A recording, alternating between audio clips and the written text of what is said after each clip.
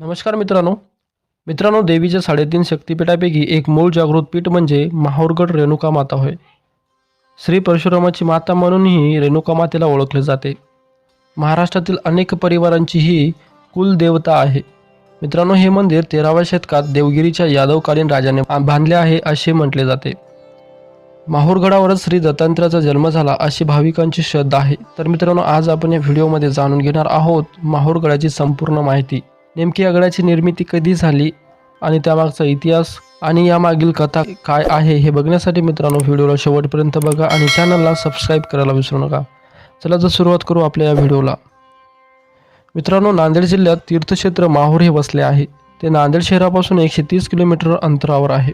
माहूर चारही बाजूनी डोंगरांनी आणि घनदाट जंगलांनी वेढलेले आहे. देवीचे मंदिर तसेच दत्तात्रेय आणि परशुराम यांची मंदिरे माहूरगड या नावाने ओळखल्या जाणाऱ्या टेकडीच्या माथ्यावर आहेत. मित्रांनो, श्री क्षेत्र माहूर हे नांदेड जिल्ह्यातील एक प्रसिद्ध तीर्थक्षेत्र आहे. श्री रेणुका देवी मंदिर, अनुसूया माता मंदिर, देवदेवेश्वर मंदिर इत्यादी धार्मिक स्थळे माहूरला आहेत.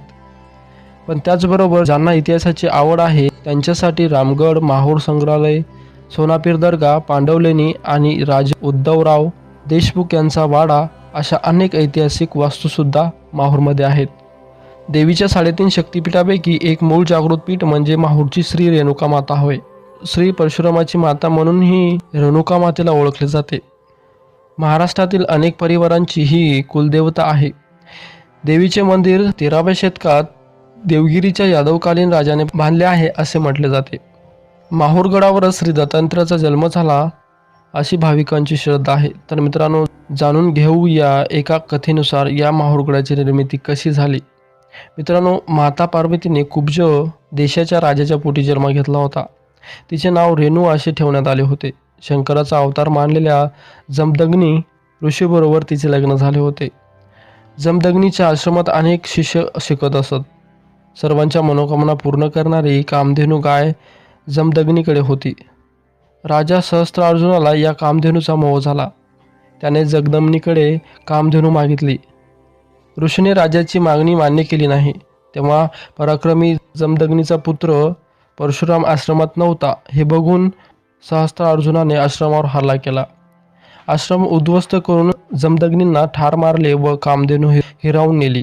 नंतर त्याचा पुत्र परशुराम तिथे आला. हे घडलेला प्रकार बघून परशुरामाने क्षत्रियांचा उद्ध्वस्त करण्याची प्रतिज्ञा केली. पित्याला अग्नी देण्यासाठी कोरी भूमी हवी म्हणून त्याने कावीडच्या एका पारड्यात जमदग्नीचे पार्थिव व दुसऱ्या पारड्यात माता रेणुकाला बसवले. रानोमाळ भटकत अखेर तो माहूरगडावर आला. तिथे वास्तव्यात असलेल्या दत्तात्रेयाने त्याला कोरी भूमी दाखवली व तिथेच पित्यावर अग्निसंस्कार कर असे सांगितले. परशुरामाने प्रथम बाण मारून मातृतीर्थ व सर्वतीर्थ निर्माण केले. या पाण्याने स्नान घालून अग्नी जमदग्नीवर अंत्यसंस्कार केले. यावेळी माता रेणुका सती गेली. या सर्व विधींचे पुरोहित दत्तात्रेयांनी केले. त्यानंतर परशुरामाला माता रेणुकीची खूप आठवण येत होती. तो दुःखी होऊन शोक करत होता. त्याचवेळी एक आकाशवाणी झाली. तुझी आई जमिनीतून वर येऊन तुला दर्शन देईल, पण तू मागे पाहू नकोस. परंतु परशुरामाला त्यांच्या आईला पाहण्याची उत्सुकता जास्तच होती. त्यामुळे त्याने मागे वळून बघितले. त्यावेळी रेणुका मातेचे केवळ मुखच जमिनीतून वर आले होते. तेवढेच परशुरामाला दिसले. या तांदळा रूपातल्या मुखाचीच माहूरला पूजा होते. परशुरामाला या डोंगरावर मातेचे दर्शन झाले म्हणून याला मातापूर म्हणू लागले. शेजारच्या आंध्र प्रदेशात ऊर म्हणजेच गाव असे म्हणतात, म्हणून या गडाला माऊर म्हणत असत आणि पुढे माहूर या नावाने ओळखले जाऊ लागले. तर मित्रांनो, ही होती माहूरगडाची संपूर्ण माहिती. या दिलेल्या माहितीबद्दल तुम्हाला काय वाटते हे कमेंट बॉक्समध्ये सांगायला विसरू नका. आणि मित्रांनो, हा जर व्हिडिओ आवडला तर व्हिडिओला लाईक आणि चॅनलला सबस्क्राईब करायला विसरू नका.